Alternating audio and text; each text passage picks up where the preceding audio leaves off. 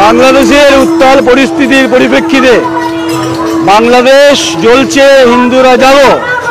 বর্ধমান শহরের বহরমপুর থেকে যে মিছিল শাশ্বত সনাতন ধর্মের মানুষের পতাকা ছাড়া বাংলাদেশের মৌলবাদীদের আক্রমণের পরিপ্রেক্ষিতে পরিস্থিতি উদ্বেগজনক, যা কার্যত ঘোষাডাঙ্গায় আজকে দেখা গেছে। বাংলাদেশের বিস্তীর্ণ জায়গায় পরিস্থিতি উদ্বেগজনক। যে আওয়াজ আমরা কথা বলার চেষ্টা করব, যেভাবে মৌলবাদীদের আক্রমণ বাংলাদেশ জ্বলছে, গতকাল শান্তির বৈঠক হওয়ার পর আজকেও থেমে নেই। দেখুন, বাংলাদেশে যা হিন্দু উপর আক্রমণ হচ্ছে, যা ধার্মিক উপর অত্যাচার হচ্ছে, সেইটা আমরা সহযোগ করতে পারবো না। हिंदू सब तुम एक हो जाओ, हिंदू एक हो जाओ, नहीं तो जो बांग्लादेश में हाल हो रहा है वहाँ पर भी यही हाल होना होगा। एक बार जागो हिंदू, जागो हिंदू। तब सोने का टाइम नहीं रह चुका है, जाग जाओ हिंदू। जब कल बात हुआ था, मीटिंग जब हुआ था, हमारा फॉरेन सेक्रेटरी इसमें कल ढाका में बैठे हुए थे, इसके बाद भी आज ही बांग्लादेश चल रहा है। इसके कारण क्या है? इन लोग क्या नहीं चाहते क्या कोई समाधान? अरे हिंदू को वो लोग शेष करना चाहते हैं कि हिंदू शेष हो जाए, हिंदू को मंदिर को और हिंदू का धर्म का स्थान को शेष करना चाहते हैं, इसलिए ऐसा हो रहा है। ये सरकार का गलती है। ये কার্যত যেভাবে গোটা পরিস্থিতি উদ্বেগজনক আমরা মনে করছি, কারণ গতকাল বিদেশ সচিবের উপস্থিতি এবং মোহাম্মদ ইউনূসের সঙ্গে তার বৈঠক এবং বাংলাদেশের যিনি পররাষ্ট্র দপ্তরের সচিব, সেখানে আলোচনা হলো। আজকে বাংলাদেশের বিভিন্ন জায়গাতে বিচ্ছিন্নতাবাদ আন্দোলন শুরু হয়েছে ভারত সম্পর্কে। বাংলাদেশে গতকাল বৈঠক ছিল, জানেন তো, বিদেশ সচিব ছিলেন, ওদেশে বিদেশ সচিব ছিলেন। বৈঠক হওয়ার পর আজকে বাংলাদেশের বিভিন্ন জায়গায় ইসলামিক যে সমস্ত গোষ্ঠীগুলো আছে, পাকিস্তান কার্যত জুড়ে যাচ্ছে। তারা বলছে হিন্দু হটাও। বাংলাদেশে এটা চলছেই, আজ থেকে চলছে না। হিন্দুদের উপর অত্যাচার, সংখ্যালঘুদের উপর অত্যাচার বাংলাদেশে আজ থেকে দেখছি না আমরা। তবে ইউনূস সরকার আসার পর থেকেই এই মৌলবাদীদের শক্তি অত্যাধিক হারে বেড়ে গেছে, যেখানে হিন্দুরা প্রতিনিয়ত তাদের প্রাণ সংশয়, তাদের ঘরবাড়ি ভেঙে দেওয়া হচ্ছে, ঠাকুর দালান ভেঙে দেওয়া হচ্ছে। তারা ভারতবর্ষে চলে আসার চেষ্টা করছেন। এটা মৌলবাদের পরাকাষ্ঠা, যেটা মৌলবাদী সরকার, ইউনূস সরকার, তাকে আমরা নোবেল শান্তিজয়ী ভাবতাম। তিনি কিন্তু তা না, তিনি এক মৌলবাদী শক্তি। সেই মৌলবাদী শক্তি এখন বাংলাদেশে অধিষ্ঠান করছে। এই মৌলবাদী শক্তিকে সমূলে উৎখাত করতে হবে। ভারতের তেরঙ্গা পতাকা যারা পদদলিত করেছে, তাদেরকে ভারত ছেড়ে দেবে না।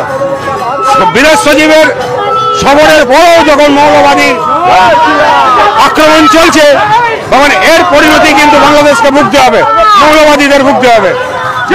বলছে কলকাতা দখল করবে, বলছে তারা 7 সিটা দখল করবে, বলছে বাংলাদেশিরা। এতে এত ললিপপ দোকানে যাবে, 5 টাকা দিয়ে কিনবে আর খাবে। আসুক একবার, ওদের ট্রেনে চাপতে হবে না, ওখানেই শেষ, বাংলাদেশ থেকে বেরোতে পারবে না। পরিস্থিতি যেভাবে রয়েছে আমরা সেই জায়গায় রয়েছি। বাংলাদেশের পরিস্থিতি উদ্বেগজনক, তাদের কোনো সন্দেহ নেই।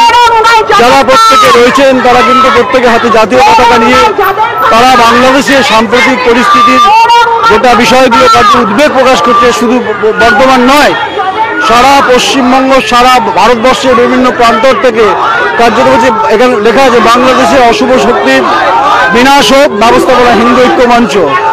ভারতবর্ষের জাতীয় পতাকাকে তারা অবলম্বন করেছে। ভারত এখনো মৈত্রীর বার্তা দিয়েছে, তা সত্ত্বেও বাংলাদেশে হিন্দুরা সুরক্ষিত নয়। কি বলবেন?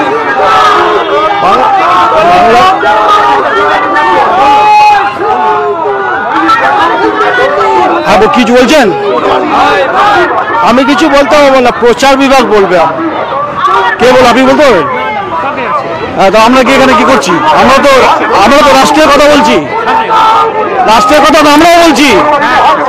ঠিক আছে, সেটা হচ্ছে এই মুহূর্তে যা পরিস্থিতি, ওকে উদ্বেগজনক, যে পরিস্থিতি উদ্বেগজনক। গতকাল বিদেশ সচিব পর্যায়ে বৈঠকের পর, যেখানে মোহাম্মদ ইউনূসের সঙ্গে বৈঠকের পর আমাদের বিদেশ সচিব, আজকে বাংলাদেশে মৌলবাদীরা, কার্যত জামাতবাদরা আক্রমণ ক্রমশ শোনাচ্ছে।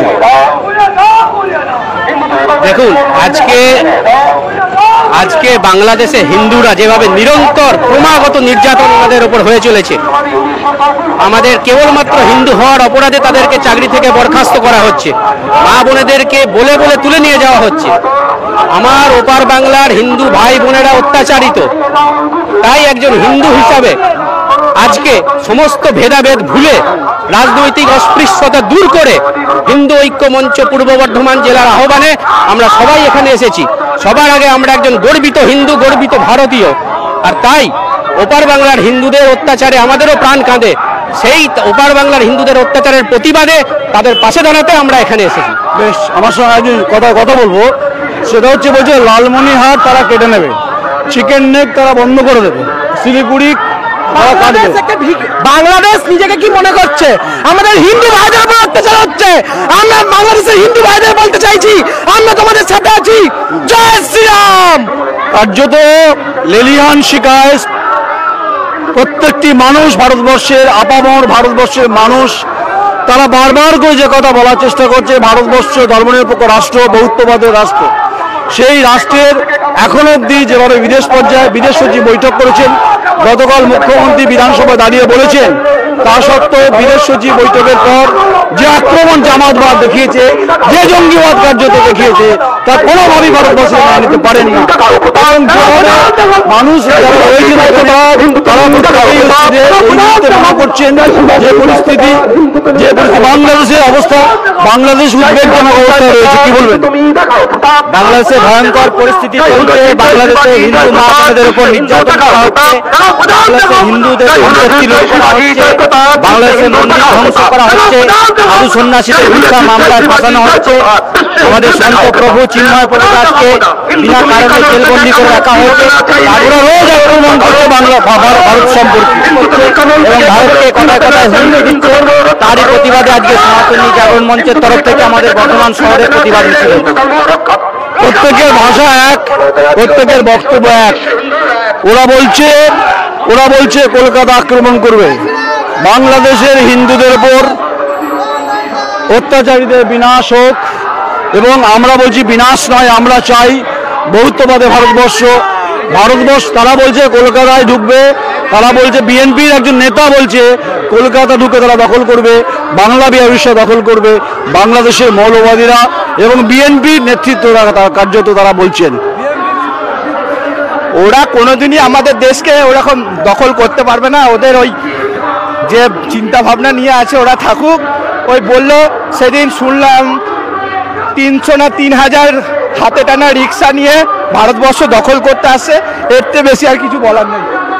যে স্বপ্ন বাংলাদেশ দেখছে, যে তত্ত্বাবধায়ক সরকার মোহাম্মদ ইউনূস, আপনি নোবেল পুরস্কার পেয়েছেন শান্তির জন্য, আপনি পদ্মাপাড়ের মানুষ, গোটা ভারতবর্ষের যে 140 কোটি দেশ ভারতবর্ষ, 1971-এর যে যুদ্ধ পাকিস্তানের মধ্যে ছিলেন, তা শ্রীমতী ইন্দিরা গান্ধী এবং যে কার্যত পুড়িয়ে ফেলা হচ্ছে হিন্দুদের। কি বলবেন? হিন্দুদের এই যে অত্যাচার হচ্ছে, তার হিন্দুরা সবাই যদি না জাগি, ঠিক আছে, তাহলে আমাদের এই বাংলাদেশের এই যে পরিস্থিতি হয়েছে, সেটা আমাদের এখনো পরিস্থিতি এরকম খারাপ হয়ে যাচ্ছে। কার্যত আগুনে লেলিহান শিকায় প্রত্যেকের হৃদয় জ্বলছে, তা নিয়ে সন্দেহ নেই। ভারতবর্ষের যে অখণ্ডতা, ভারতবর্ষের যে বহুত্ববাদ, ভারতবর্ষ যে শান্তির প্রতীক, তা তারা মানতে চাইছেন না। গতকাল বিদেশ সচিব পর্যায়ে বৈঠকের পরও এই যে মিছিল যা দেখছেন, এরা এসেছেন বাংলাদেশেরও হিন্দুত্ববাদীদের এবং সংখ্যালঘুদের উপর আক্রমণ চালাচ্ছেন জামাত, জঙ্গিবাদ, বিভিন্ন সংগঠন। এর পিছনে তত্ত্বাবধান সরকারের যে ভূমিকা, ডক্টর মোহাম্মদ ইউনূসের ভূমিকা নিয়ে যথেষ্ট সন্দেহ রয়েছে। তাই ভারতকে অগ্নি পরীক্ষা দেওয়ার কোনো প্রয়োজন নেই, এটা যেন ভুলে না যায় বাংলাদেশে যারা এই মুহূর্তে বড় বড় কথা বলছেন। কালকে শুনছিলাম বাংলাদেশের যিনি প্রেস কনফারেন্স করছিলেন, যেখানে কালকে বিদেশ সচিব বারবার করে বলার চেষ্টা করেছেন যে সংখ্যালঘুদের উপর আক্রমণ হচ্ছে, অস্ত্রের সন্ধ্যা হচ্ছে, সংখ্যালঘুরা কার্যত পেট্টাবল সীমান্তে আসছে। এই সামগ্রিক যে পরিস্থিতির যে অবস্থান তৈরি হয়েছে বাংলাদেশে, এটা কখনোই কাঙ্ক্ষিত নয়। যারা পিছনে হাঁটছে, যারা সামনে হাঁটছে, তারা প্রত্যেকে কিন্তু জাতীয় পতাকা নিয়ে হাঁটছে। তারা আমরা ভারতবর্ষী, এটা সব থেকে আমাদের বড় পরিচয়। কিন্তু বাংলাদেশ যেন ভুলে না যায়, 71-এর যুদ্ধে যদি ভারতবর্ষ না থাকতো আজকের বাংলাদেশ থাকতো না। আপনাদের আজকে পাকিস্তানের এক মৌলবাদী নেতা বিভিন্ন হুমকি দিচ্ছিলেন। আসলে পরিস্থিতির জল যেভাবে গড়াচ্ছে, আপনি কোথা থেকে এসছেন? আমি অনেক দূর থেকে এসেছি, আমি নয়াটি থেকে এসেছি, কি বুঝছেন ওপরে? খুব খারাপ অবস্থা। হ্যাঁ, কড়া স্টেপ না কি উচিত? হ্যাঁ না, ভারত সরকারের আরো কড়া স্টেপ না স্টেপ না ভারতের তো উচিত। আমি তো এটা মনে করি যে সবাই মিলে ওখানে এক থাক, আমরাও এক থাকি, যাতে আমাদের সরকার যাতে ভালো, যেটা বুদ্ধিমান হয় সেটা করুক। আমরা হিন্দুরা মরবো কেন? ও দেশে মরবে কেন? না হলে তো পরে লড়াই লেগে যাবে। তখন কে বাঁচাবে? দিদিও বাঁচাতে পারবে না, আমাদের সরকারও বাঁচাতে পারবে না। কোনো সরকার না, দিদিকে এগিয়ে আসতে হবে, না হলে তো হবে না। বিষয় হচ্ছে বিপদের সংকেত, বিপদের ইঙ্গিত সর্বত্রই রয়েছে। কারণ বাংলাদেশ 1971-এর যেভাবে অভ্যুত্থান ঘটেছে সেটা ভারতবর্ষের ভূমিকা পরিপ্রেক্ষিতে বাংলাদেশে সংখ্যালঘুদের ওপর আক্রমণ। গতকাল বিদেশ সচিব পর্যায়ে বৈঠকের পর পাকিস্তানের মৌলবাদী নেতারা কার্যত ইন্ধন জোগাতে চীন পিছনে রয়েছে। হ্যালো, দেখুন বিষয়টা হচ্ছে হিন্দুদের উপর সব দিকে, আমরা হিন্দুর বিষয়ে আজকে বলবো, হিন্দুদের উপর সবসময় একটা আক্রমণ চলার পরিকল্পনা করে এসেছে, আজীবনে ছক করে এসেছে। তা আমাদের সমস্ত মানুষ নামছে, আমরা চাই শান্তি করতে, কিন্তু আমাদের জাতীয় পতাকাকে যেভাবে অবহেলা করেছে, প্রতিহিত করেছে, তার বিরুদ্ধে গোটা দেশ গজে উঠেছে। কারণ এইটা এত হিন্দু জাতি শুধু অপমান, গোটা দেশের অপমান। তাই সেই অপমানকে রুখতে আজকে আমরা ময়দানে নেমেছি। সমস্ত মা বোনদেরকে জাগ্রত বলছি যে শান্তির বাতাবরণের পাশাপাশি দেশের প্রতি শ্রদ্ধা নিবেদন করা উচিত এবং প্রতিবেশী দেশগুলো তাদের সম্মান দেওয়া উচিত। কিন্তু বাংলাদেশ ইংলিশ সেবা কিন্তু করতে যায়নি, তাই ইংলিশ সেবা ধিক্কার জানায়। গতকাল একটা শান্তিপূর্ণ বৈঠক হয়েছে বিদেশ সচিব পর্যায়ে। যখন বৈঠক হওয়ার পর আজকে পাকিস্তানের এক মৌলবাদী নেতা বলেছে পারমাণবিক বোমা আছে, বাংলাদেশকে আমরা দেবো।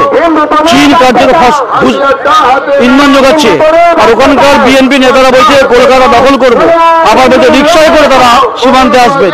সামগ্রিক পরিস্থিতিটা কি বুঝছেন? দেখুন, ইসলাম মৌলবাদী হচ্ছে শান্তিপ্রিয় পৃথিবীর জন্য বিপজ্জনক। এটা আমরা গোটা বিশ্বের ইতিহাস যদি দেখি সেটাতে প্রমাণিত হয়ে গেছে। আজকে আফগানিস্তান বলুন, পাকিস্তান বলুন, সেই জায়গাগুলোতে ইসলাম কান্ট্রি, সেখানে কেন মৌলবাদী হচ্ছে? অ্যাকচুয়ালি ইসলাম মৌলবাদীটাই হচ্ছে পৃথিবীর জন্য ধ্বংসাত্মক। আমি পরে আসছি আমার কাছে। কার্যত জামাত, জঙ্গিবাদ, মৌলবাদ, হুজুর, ফকির, তারা কার্যত হুঙ্কার দিচ্ছে ভারত সম্পর্কে। 140 কোটি দেশ ভারতবর্ষ, আমরা এখনো শান্তির কথা বলছি, ওরা শান্তির কথা বলছে না। দেখুন, হিন্দু ধর্ম চিরকাল শান্তির বার্তা বহন করছে। কারণ হিন্দু ধর্মই একমাত্র বলে সর্বভবন্তু সুখিনা সর্বে সন্তু নিরাময়া সর্বে ভদ্রাণী পশ্যন্তু মা কশ্চিৎ হবে মা কশ্চিৎ। তো এই যে বিষয়টা, হিন্দু সনাতনীরা কোনোদিন কারোর উপর আক্রমণ করেনি। ভারতবর্ষ এখনো হিন্দুরা আছে বলে তারা এই শান্তির বার্তাটা দিচ্ছে। কিন্তু বাংলাদেশের মৌলবাদীরা তারা চিরকাল ধ্বংসের পথে চলেছে। আজকে ভারতবর্ষ যদি আমরা দেখি যে সামরিক দিক থেকে ভারতবর্ষ হচ্ছে 4র্থ দেশ বিশ্বে, ওরা আছে 37 নম্বরে। তাদের সাহসটা কোথায়? অ্যাকচুয়ালি এদের কোনো জ্ঞানগম্য নেই, তাই এই কথাটা বলছে। 4 দিনে কলকাতা দখল করতে। একজন নাকি বলেছে যে বাংলা, বিহার, উড়িষ্যা নাকি নবাবদের জায়গা। হাস্যকর বিষয় অ্যাকচুয়ালি। উনি বলেছেন যে তাহলে আমরা দাবি করব, ভারত যদি চট্টগ্রাম দাবি করে তাহলে ওনারা নাকি বাংলা, বিহার, উড়িষ্যা নবাবদের জায়গা, তো ওরা ওটা চাইবে। আমি বলতে চাইছি যে 1000 বছর আগে ভারতবর্ষে তো ইসলাম ছিল না। ভারতবর্ষে তো যেখানে আফগানিস্তান বলুন, পাকিস্তান বলুন, বাংলাদেশ বলুন, মায়ানমার বলুন, এখানে তো আগে ইসলাম ছিল না। তাহলে এখানে তো সনাতনীরা ছিল, তাহলে সমস্ত তো সনাতনীদের দেশ, ওরা কোথায় যাবে? এটা তো মানিক বাবুতে তার রাজনৈতিক যে রং যা আছে ঠিক আছে, কিন্তু যা পরিস্থিতি যা তৈরি হয়েছে উদ্বেগজনক, অনেক কোনো সন্দেহ নেই। আমরা যে কথা বলার চেষ্টা করছি বারবার করে, আমরা যেটা বলছি যে বিগত কয়েকদিন ধরে 5ই আগস্টের পর থেকে শেখ হাসিনা বাংলাদেশ ছাড়ার পর পরিস্থিতি উদ্বেগজনক হয়। যারা মিছিলে হাঁটছেন তারা কিন্তু ভারতবর্ষের মানুষ। ওপার বাংলায় বাংলাদেশে যে মৌলবাদ, জামাতবাদ, জঙ্গিবাদ যেভাবে হুঙ্কার চলছে, তারা বলছেন যে কার্যত ওখানে সন্দীপ রন্দি রয়েছে, আমরা কথা বলার চেষ্টা করব, এবং তারা 4 দিনে বাংলাদেশ, তারা হচ্ছে কলকাতা দখল করবেন বলছেন। 4 দিনে কলকাতা দখল করবেন, চট্টগ্রাম থেকে রিক্সা করে এসে তারা সীমান্তে আসবেন। হ্যাসিয়ত 71 সালে আমরা না থাকলে বাংলাদেশ থাকতো না, পাকিস্তানের মধ্যে যুক্ত থাকতো। আজকে যারা বড় বড় কথা বলছেন, ডক্টর মোহাম্মদ ইউনূস তিনি নোবেল যখন পেয়েছিলেন আমরাও খুশি হয়েছিলাম। এই অশান্তির বীজ যেভাবে বপন করছে, একে শান্তির ক্ষেত্রে ভূমিকা আমাদের অনেক বড়। আর কি করা উচিত, কি করা যেতে পারে আমাদের? আজকের এই বিষয়টা শুধু অন্য বিষয় তো, এখানে যারা প্রবক্তা রয়েছেন, মুখপত্র রয়েছেন, তাদের সঙ্গে কথা বললাম। আমি সবার সঙ্গে কথা বলছি, আপনি একজন ভারতীয়, আমি একজন ভারতীয়। আমাদের স্বাভাবিকভাবেই আমরা চাই যে আমরা 71-এর বাংলাদেশ দেখেছিলাম, যেখান থেকে উদ্বাস্তু হয়ে দলে দলে মানুষ এখানে এসেছিল। সেই সময় ভারত সরকার নতুন বাংলাদেশকে মানে হতে সাহায্য করেছিল, তারা বেইমানি করছে, এটা তো আজকে দুঃখের বিষয় আছে, এবং সনাতনীদের উপরে মানে আঘাত করছে। 17 কোটি বাংলাদেশি হুমকি দিচ্ছে 140 কোটি ভারতবর্ষের মানুষকে। রাষ্ট্রপ্রধানকেও চ্যালেঞ্জ করছেন কার্যত ওরা। সারা পৃথিবী এটা দেখছে, একদিন সবাই ইউনাইটেড হবে, এর বিরুদ্ধে আস্তে আস্তে দেখছেন সবাই পথে নেমেছে। সন্দীপ নন্দী তার বক্তব্য হচ্ছে যে আমরা বহুত্ববাদে বিশ্বাস করি, আমরা ধর্মীয় উন্মাদনায় বিশ্বাস করি না। 1971-এর ইতিহাস যদি জানো ডক্টর মোহাম্মদ ইউনূস ভুলে না যান, কারণ আমাদের অবদান আছে বলে বাংলাদেশ এখনো টিকে আছে। তাই আপনারা অনেক কথা বলছেন, চিকেন নেক কেটে নেবেন বলছেন, লালমনির হাটে নাকি আপনারা বিভিন্ন এয়ারবেস তৈরি করবেন। আপনাদের আইডিয়া আছে ভারতের সামরিক শক্তি সম্পর্কে, আমরা এগুলো বলতে চাইনি। যেভাবে বিদ্বেষের আগুনে জ্বলছে বাংলাদেশ এবং সংখ্যালঘুরা, বিভিন্ন সম্প্রদায়, শিখ, খ্রিস্টান, ঈসাই, তারা পেট্রাপল হোক, ঘোষাডাঙ্গা হোক, হিলি হোক, সর্বত্রই কিন্তু তাদের অভিজ্ঞতার কথা বলছেন। বিভিন্ন সংখ্যালঘু বাড়ি কার্যত জ্বালিয়ে দেওয়া হচ্ছে, যেটা ঘটছে। গতকাল বিদেশ মন্ত্রকের বিদেশ সচিবের মিটিংয়ের পর যে প্রেস কনফারেন্স করা হয়েছে, তাতে এই সংবাদ বাংলাদেশের সংবাদ মাধ্যম প্রশ্ন করেছিল যে সংখ্যালঘুদের প্রশ্নে কার্যত এড়িয়ে যান। তাই আমরাও বলে দিতে চাই, আমরাও স্মরণ করিয়ে দিতে চাই ডক্টর মোহাম্মদ ইউনূস আপনাকে, যে ভারতবর্ষের যে 140 কোটি ভারতবর্ষের যে মানুষ, ভারতবর্ষের যে অর্থনৈতিক যে পরিস্থিতি, যা যে প্যারামিটার, আমাদের যা পার ক্যাপিটা ইনকাম, আপনাদের সেটা নেই। তাই দয়া দাক্ষিণ্যের পরিস্থিতির মধ্যে বাংলাদেশ রয়েছে। আপনাদের এই মুহূর্তে গডফাদার রয়েছে পাকিস্তান, যারা জঙ্গিবাদে বিশ্বাস করেন, যাদের মাদ্রাসায় কার্যত সন্ত্রাসের আতুরঘর তৈরি হয়। আপনারা বড় বড় কথা বলছেন, চীনের কথা বলছেন, তো চীন ক্যাপিটাল ইনভেস্টমেন্টের উপর জোর দেয়। আপনাদের মাথায় পা দিয়ে আগামী দিনে চীন আপনাদের কী পরিস্থিতি দাঁড় করায় সেটা ভবিষ্যৎ বলবে।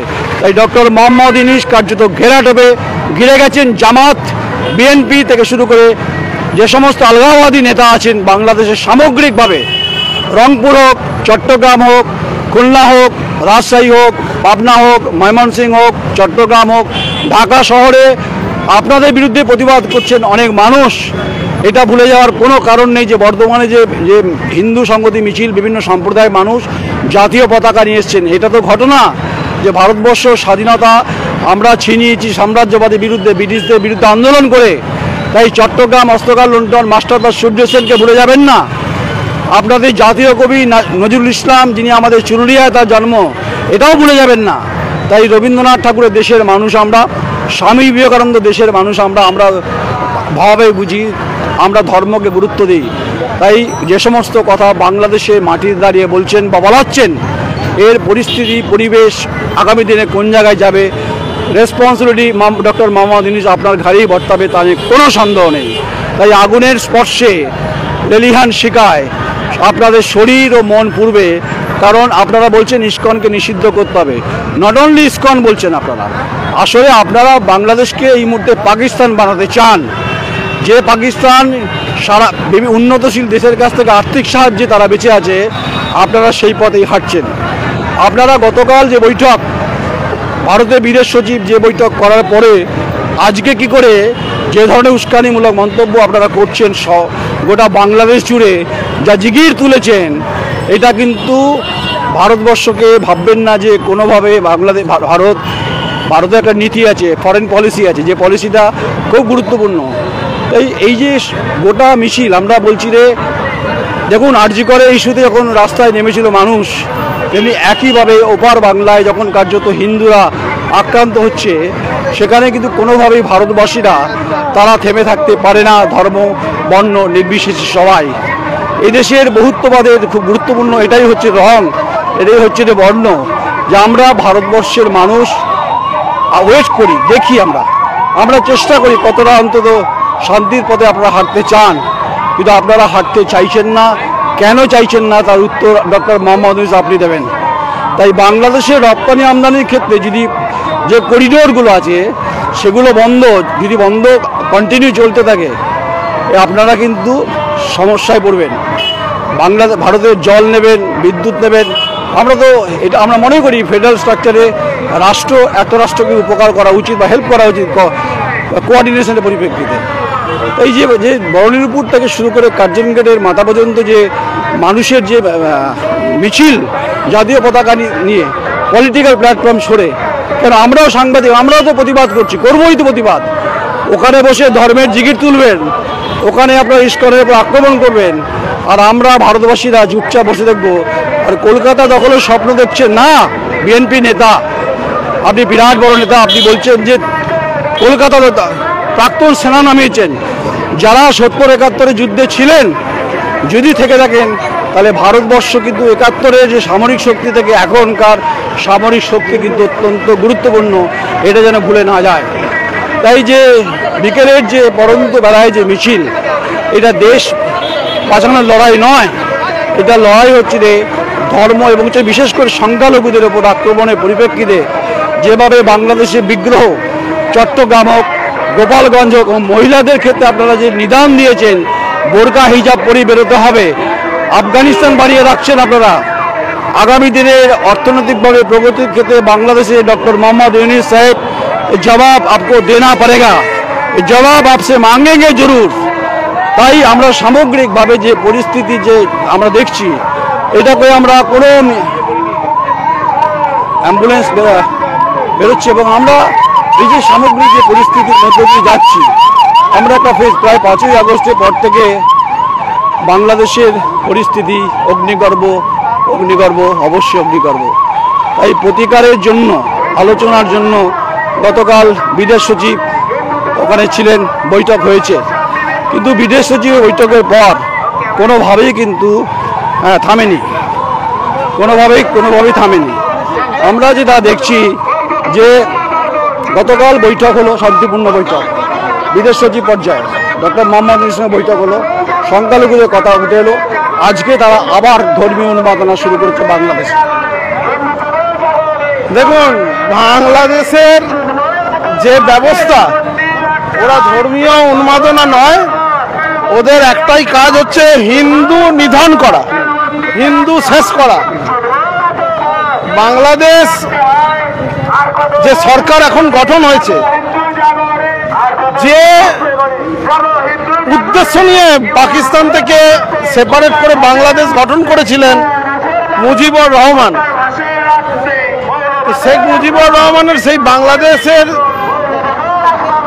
যারা সেই সময় নিজেদের বলিদান দিয়েছিলেন, যাদের আত্মত্যাগের জন্য আজকে বাংলাদেশ স্বাধীন হয়েছিল, সেই সমস্ত কিছু ভুলে গিয়ে এই যে যারা ধর্মীয় উন্মাদনা শুধু নয়, যারা পুরোপুরি টেরোরিস্ট, সেই ধরনের ব্যক্তিদের আগে রেখে এবং তাদের উস্কানিতে তাদেরকে ব্যবহার করে যেভাবে এখন বাংলাদেশে একটা সরকার গঠন হয়ে চলছে, এটা সরকার যখন গঠন হয়েছে, সরকারের উচিত দেশে সে দেশেরও আইন আছে, আইন মেনে সবটা চালানো, কিন্তু উনি ব্যর্থ হয়েছেন, পারছেন না। বাংলাদেশের প্রাক্তন সেনাকর্তা বলছেন 4 দিনে কলকাতা দখল করবে। আবার বিএনপির এক নেতা বলছেন যে বাংলা বিহার উড়িষ্যা তারা কেড়ে নিতে চায়। আসলে ওরা বলে যাচ্ছে 71-এ আমরা না থাকলে বাংলাদেশ থাকতো না। আমরা তো ফেডারেল স্ট্রাকচারে বিশ্বাস করি। তাহলে এত উন্মাদনা কিসের? এদের এই উন্মাদনার পিছনে কারা কারা কোন শক্তি কাজ করছে? পুজোরও সোজা হয়ে শুতে ইচ্ছা করে একদম, মানে পুজোরও কখনো কখনো সোজা হয়ে শুতে ইচ্ছা করে। যেটা অভিজিতা বললেন, যে পরিস্থিতি তৈরি হয়েছে, গতকাল দেখছিলাম একটা কোঅর্ডিনেশন তৈরি হলো, বৈঠক হলো, এবং বাংলাদেশের মাটি থেকে বিদেশ সচিব বৈঠক করলেন, সে দেশে বিদেশ সচিব ছিলেন ডক্টর মোহাম্মদ ইউনূসের সঙ্গে বৈঠক করলেন। তিনি ফিরে আসার পর আজ থেকে শুরু হয়ে গেল আবার সে উন্মাদনা। ওরা কি চায়?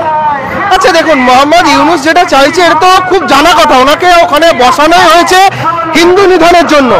বাংলাদেশের মাইনরিটিরা আজকে কোণঠাসা শুধু নয়, আজকে তাদের মৃত্যু সংকট, তাদের মান ইজ্জত সমস্ত কিছু ভুলুণ্ঠিত হয়ে গেছে। আর ইউনূস শুধু পাপেটের মতো বসে বসে খেলা দেখছে। এটা তো নতুন কোনো ঘটনা নয়, এবং ওরা যে আসুক বসুক যাই হোক না কেন, এটা বাংলাদেশটা ক্রমেই যেন পূর্ব পাকিস্তান হয়ে গেছে। বাংলাদেশ আর বাংলাদেশ নেই। সেই মুজিবুর রহমানের বাংলাদেশ, যা ভারতীয়দের জন্য, যা আমাদের হিন্দু ভাই বোনদের জন্য বাংলাদেশ নিজের তকমাটা পেয়েছিল, সেই তকমা বাংলাদেশ হারিয়ে ফেলেছে। সুতরাং বাংলাদেশ না বলে পূর্ব পাকিস্তানে হিন্দুরা যে সংকটে পড়েছে, সেই সংকট থেকে আমরা গোটা ভারতবর্ষের সকল হিন্দু তথা গোটা বিশ্বের সকল হিন্দুর একটাই দাগ, কাটেঙ্গে তো বাটেঙ্গে, বাটেঙ্গে তো কাটেঙ্গে, একই পরিপূরক। সুতরাং একই কথা, হিন্দু হিন্দু ভাই ভাই নীতিতে আমরা বিশ্বাসী। এখন চিরকাল এই বিশ্বাসে স্বামী বিবেকানন্দ বলেছেন, মানে ব্রাদার্স এন্ড সিস্টার্স যখন স্বামী বিবেকানন্দ বলতে পেরেছেন, আবারও হিন্দু ধর্ম যে ব্রাদার্স সিস্টার্স এই বিশ্বাসী, সেটা আবারও আমাদের সকলকে মনে করিয়ে দিয়ে বাংলাদেশে যে হিন্দুরা আজকে কোণঠাসা, যাদের আজকে অস্তিত্ব সংকট, তাদের পাশে দাঁড়াবার জন্য আমাদের ক্রমেই যে ঐক্যবদ্ধ আন্দোলন, ধর্ম বর্ণ রাজনীতি নির্বিশেষে এই আন্দোলন ক্রমে আরো বৃহত্তর থেকে বৃহত্তর আন্দোলনের রূপ নেবে গোটা ভারতবর্ষ জুড়ে। বিএনপি নেত্রী বেগম খালেদা জিয়ার বাড়িতে পাকিস্তানের রাষ্ট্রদূত, চীনের রাষ্ট্রদূত কয়েকদিন আগে ছবি দেখেছেন, বৈঠক করেছে। পাকিস্তান বলছে আমরা পারমাণবিক দেবো, সাহায্য করবো, নিউক্লিয়ার। একজন মৌলবাদী নেতা বলেছে। তাহলে যে দেশের অর্থনৈতিক অবস্থা খারাপ পাকিস্তান, সে বাংলাদেশকে হেল্প করবে। আর আমাদের অর্থনৈতিক সাহায্যের পরিপ্রেক্ষিতে আজ বাংলাদেশ সোজা হয়ে দাঁড়িয়ে আছে, এই অবদান বলে কি করে? পাকিস্তানের কথা বলতে গেলে তো বলতে হয় যে পারে না সাঁতার কাটতে, ও জলে নামবে হাঙর ধরতে। সুতরাং পাকিস্তানকে কেউ ধর্তব্যের মধ্যেই কেউ ধরে না। পাকিস্তান আগে নিজে বাঁচুক, তারপর না বাংলাদেশকে বাঁচাবে। আর রইল বাকি বাংলাদেশ, চীন তো চীনা আগ্রাসন শুধুমাত্র যায় যেতে যে কোনো এরকম মানে ছোট ছোট দেশগুলোকে পুরো আগ্রাসন গিলে নিতে। সুতরাং বাংলাদেশের সাধারণ মানুষ যদি বাঁচতে চায়, ভারতবর্ষ ছাড়া আর রাস্তা নেই। কারণ এই মৌলবাদের সরকার বা এই মৌলবাদীরা, আমরা বারবার দেখে এসেছি যে কোনো রাষ্ট্রশক্তি যদি তাদের হাতে চলে যায়, সেই রাষ্ট্রটা আদৌ রাষ্ট্র থাকে না, সেটা একটা রাষ্ট্রের নামে একটা কলঙ্কিতে পরিণত হয়, যেখানে সাধারণ মানুষ আর সমস্ত রকমভাবে তাদের মানে কণ্ঠরোধ করা হয়ে যায় সমস্ত দিক থেকে। সেটাই ক্রমে বাংলাদেশে আমরা দেখতে পাচ্ছি। আমরা যেটা দেখছিলাম যে দেবজিৎ রয়েছে আমার সঙ্গে। দেবজিৎ, যে পরিস্থিতি তৈরি হয়েছে, যে উদ্বেগ, একটা কালো মেঘের ছায়া কার্যত বাংলাদেশকে ঘিরে রেখেছে। রাজশাহী, খুলনা, পাবনা, ময়মনসিংহ, যেদিকে তাকাবেন সেদিকে হিন্দু নিধন যজ্ঞ চলছে। বিদেশ সচিব বৈঠকের পরেও এত হুঙ্কার আসে কোথা থেকে? দেখুন, এটা তো মৌলবাদী থেকে এটাই প্রত্যাশা করা যায়।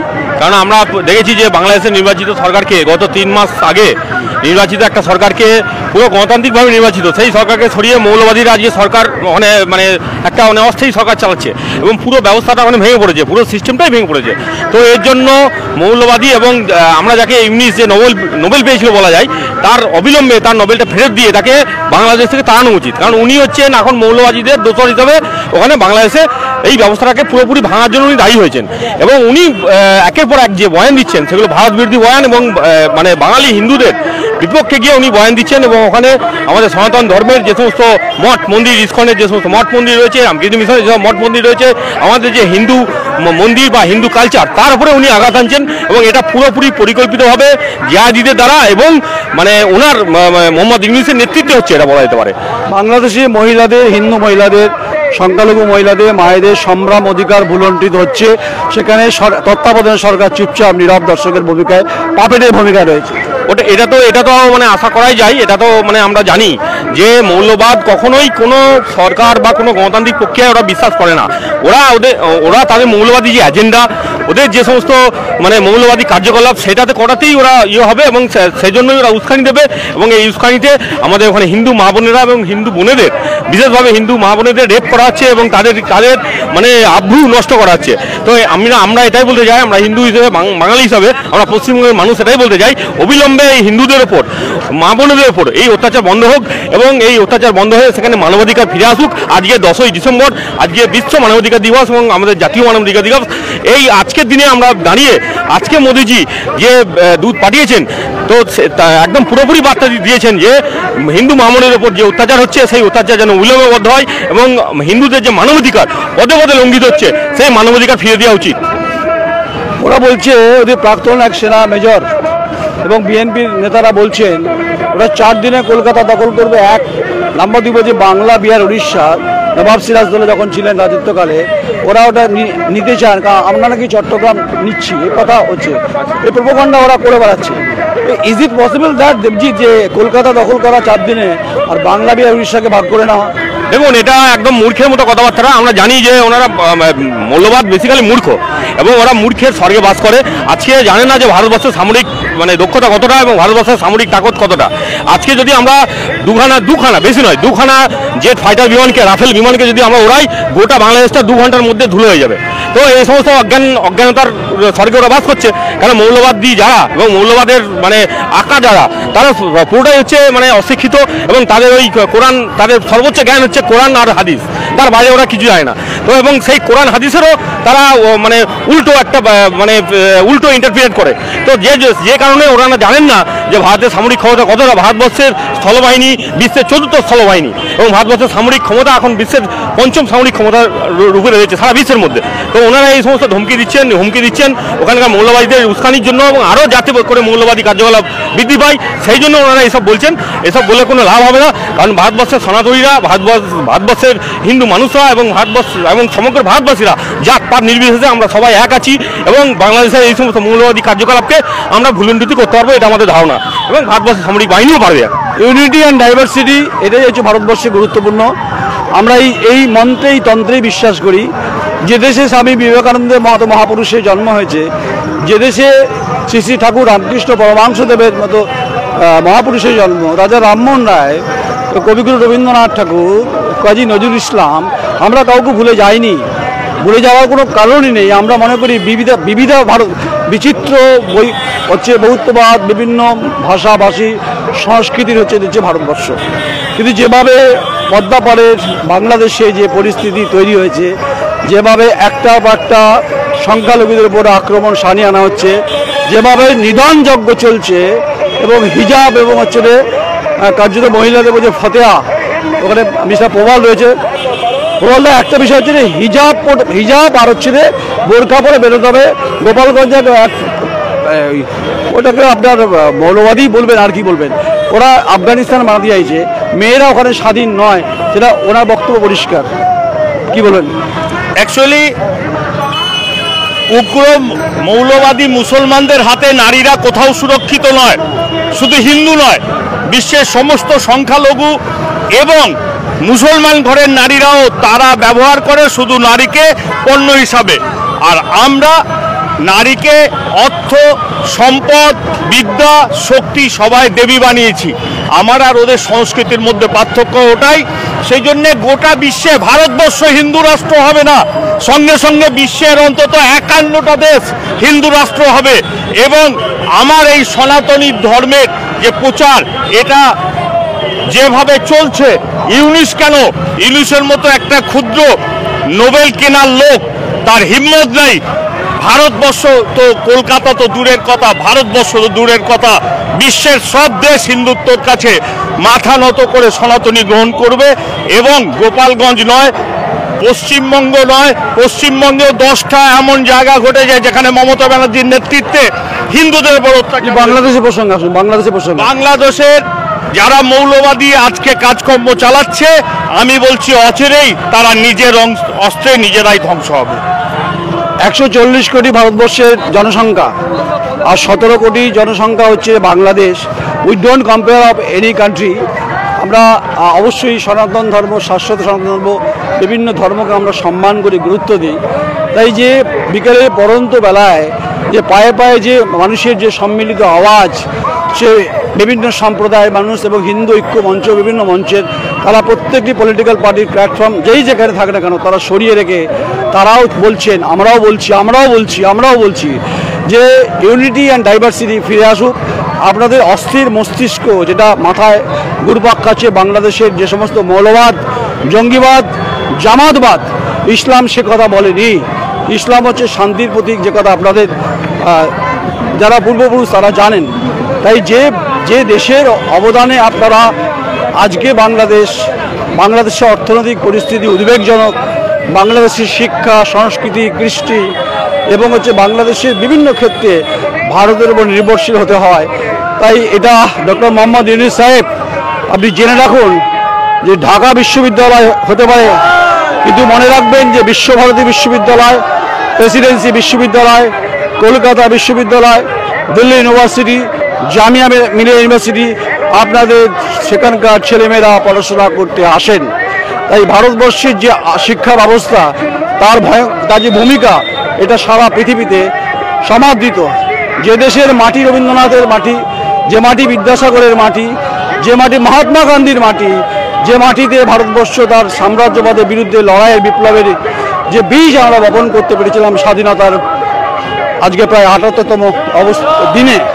তাই এই বিকেলের পরন্ত বেলায় পায়ে পায়ে যে মিছিল কার্যত হেঁটে যাচ্ছে, তারা প্রত্যেকেই বলছেন অধিকারে কোনো লড়াই নয়, তারা কোনো অধিকার চাইছে না। তারা যেটা বলছেন যে বাংলাদেশে যে ঘটনা ঘটছে, যেভাবে অশান্তির আগুন ক্রমাগত লেলিহান শিকার মতো আকাশে বাতাসে কার্যত ছড়িয়ে পড়ছে এবং সেই বিষবাষ্পে কার্যত সেই ছাই বাংলাদেশের আভামর মানুষের মধ্যে পড়ছে। তাই বাংলাদেশের সরকারের তত্ত্বাবধানের সরকারের इमीडिएट उचित, दीदी हैसियत की जहाँ पर बात होता है, कम से कम इलेक्शन तो कराइए मोहम्मद ইউনূস साहब। আপনার বর্ধমানের লস্কর দিঘিতে আপনার এক শ্বশুরবাড়ি সম্পর্কে আত্মীয় স্বজন আছে, তাই বর্ধমান গর্জে উঠছে, ভাববার কোনো কারণ নেই। সারা ভারতবর্ষে কার্যত এই মুহূর্তে আপনাদের এই ঘটনার পরিপ্রেক্ষিতে নিন্দা প্রস্তাব করছে। এবার হয়েছে রাষ্ট্রপুঞ্জের বিষয়। আমরা প্রাথমিক স্তরে ভারতবর্ষে যেটা মনে করি, আমাদের বিদেশ সচিব পর্যায়ে বৈঠক হয়, সে বৈঠক যদি নিষ্ফলা হয়, যেটা আপনারা করতে চাইলেন, এবার রাষ্ট্রসংঘের সিদ্ধান্ত হয়, আমরা সবসময় যুদ্ধের বিরুদ্ধে, আমরা পাকিস্তান থেকে আপনাদেরকে নিয়ে এসে দিয়েছি ৭১ সালে। তাই ডক্টর মোহাম্মদ ইউনূস এবং আপনার যারা জামাত, মৌলবাদ, জঙ্গিবাদ, আপনাদের ওখানকার লোকেরা বর্ধমানে খাগড়াগড় বিস্ফোরণ করেছিল, এসেছিল ছক, শেখ হাসিনা হত্যার ছক। আমাদের ভারতবর্ষের এনআইএ সেটা কিন্তু চিহ্নিতকরণ করতে পেরেছে। অকাট আমাদের শেখাবেন না। এই বাংলাদেশের মানুষ, বাংলাদেশের অগণিত সম্প্রদায়ের মানুষ এটা যেন ভুলে না যায়, ভারত থেকে যে পরিমাণ চাল যায়, যে পরিমাণ গম যায়, যে পরিমাণ আলু যায়, পাকিস্তান কিন্তু দিতে পারবে না। আমরা এটাও যদি সরিয়ে রাখি, আপনারা আপনাদের দেশের কবি, সাহিত্যিক যারা প্রতিবাদ করছেন, প্রতিহত করছেন, এই ঘটনা চলতে পারে না। আপনারা এই মুহূর্তে বিংশ শতাব্দীর উন্নততর অবস্থায় আমরা এখন এগিয়েছি এবং সবথেকে যেটা বড় ব্যাপার, আমরা গতকাল আলোচনা করছিলাম যে আমাদের দক্ষিণ মেরুতে যেখানে অবস্থান করছে বিক্রম ল্যাডার, যেটা সেখান থেকে আমরা পৃথিবীর উন্নতি চাই বিজ্ঞান প্রযুক্তির ক্ষেত্রে। আপনারা বিজ্ঞান উন্নতি চান না, আপনারা মৌলবাদ, আপনারা সাম্যবাদে বিশ্বাস করেন না, আপনারা জঙ্গিবাদ, আপনারা জামাতবাদ আর হাফিজ এবং বিভিন্ন ধরনের উলেমা, বিভিন্ন ধরনের ধর্মীয় গুরু দিয়ে ভারত সম্পর্কে যে উন্মাদনা তৈরি করছেন, এর জবাব তো মানুষ অবশ্যই আন্দোলনের মধ্য দিয়ে, বক্তব্যের মধ্য দিয়ে প্রতিহত করবেন। তাই ভারতকে কখনোই দুর্বল ভাবার কোনো কারণ নেই, কারণ এটা ইতিহাস বলে যে রাশিয়া ইউক্রেন যুদ্ধে ভারতবর্ষের মধ্যস্থতায় কিন্তু থেমে যায় এবং ভারতবর্ষকে সম্মান করেন প্রতিটি বিশ্বের উন্নতশীল দেশ। তাই আমরা যারা সাংবাদিক, সংবাদ মাধ্যম, আমাদেরও বড় ভূমিকা রয়েছে। এটা হতে পারে না যে আমরা কখনোই আমাদের রাষ্ট্রের উপরে আক্রমণ হবে সে আক্রমণ আমরা নীরবে হজম করব। আমরা আন্দোলন করতে পারি, বলতে পারি, আমরা কখনোই আপনাদের মতো সীমান্তে গিয়ে বলতে পারি না চট্টগ্রামে আমরা ঢুকে পড়বো, রংপুরে ঢুকে পড়বো, ময়মনসিংহে ঢুকে পড়বো, বলিনি। তাই তিস্তা চুক্তি মনে রাখবেন আর ভারতের বিদ্যুৎ মনে রাখবেন, এগুলো আপনাদের মনে করাচ্ছি। 71-এ ভারতবর্ষের অবদান না থাকলে, শ্রীমতী ইন্দিরা গান্ধী না থাকলে, শেখ মুজিবুর রহমান না থাকলে আজকের বাংলাদেশ হতো না। তাই আপনারা এগিয়ে চলুন, আপনারা অগ্রগতির জায়গায় পৌঁছান, কিন্তু যে পরিস্থিতি তৈরি করেছেন, যে পরিস্থিতির মধ্যে দিয়ে আপনারা যাচ্ছেন সেটা উদ্বেগজনক। অবশ্যই প্রতিবেশী রাজ্য, যেহেতু আমাদের রাষ্ট্রের পাশে রাজ্য পশ্চিমবঙ্গ, তার সীমান্তবর্তী এলাকাগুলোতে যেভাবে আপনারা উস্কানিমূলক ধর্মীয় কথাবার্তা বলছেন, এটা কাঙ্ক্ষিত নয়, এটা অনভিপ্রেত নয়। তাই এই প্রতিবাদ চলবেই, কারণ বাংলাদেশ জ্বলছে। বাংলাদেশের যে পরিস্থিতি যেভাবে চলছে, সেই পরিস্থিতির দিকে আমরা নজর যেমন রাখছি আমরা সংবাদ মাধ্যম, আমরা অবশ্যই মনে করছি যে এই মুহূর্তে যে পরিস্থিতি সেটা একদম বর্ণিলপুর থেকে শুরু হয়েছে, সেটা গিয়ে স্টেশনে গিয়ে শেষ হবে। এটা তো হওয়ার ছিল না। ডক্টর মোহাম্মদ ইউনূস সাহেব, আপনি তো শান্তির জন্য নোবেল পুরস্কার পেয়েছেন, আপনাকে নিয়ে সারা পৃথিবীতে আলোচনা হচ্ছে, আপনি কি এটা চেয়েছিলেন যে আপনাকে নিয়ে আলোচনা হোক? 5ই আগস্টের পর থেকে বাংলাদেশ পরিস্থিতি উদ্বেগজনক, যে বাংলাদেশের পদ্মার জল কার্যত রক্তাক্ত করেছেন বিভিন্ন ক্ষেত্রে ঘটনার পরিপ্রেক্ষিতে, প্রবহমান পরিস্থিতির ক্ষেত্রে। তাই 71-এর বাংলাদেশ যেভাবে পেয়েছেন সেটা ভারতবর্ষের অবদান, এটা কোনোভাবে ভুলে না যাওয়া উচিত। তাই আপনারা যে ভাষায় কথা বলেন আমরা সে ভাষাতেই কথা উত্তর দিতে পারি, চাই।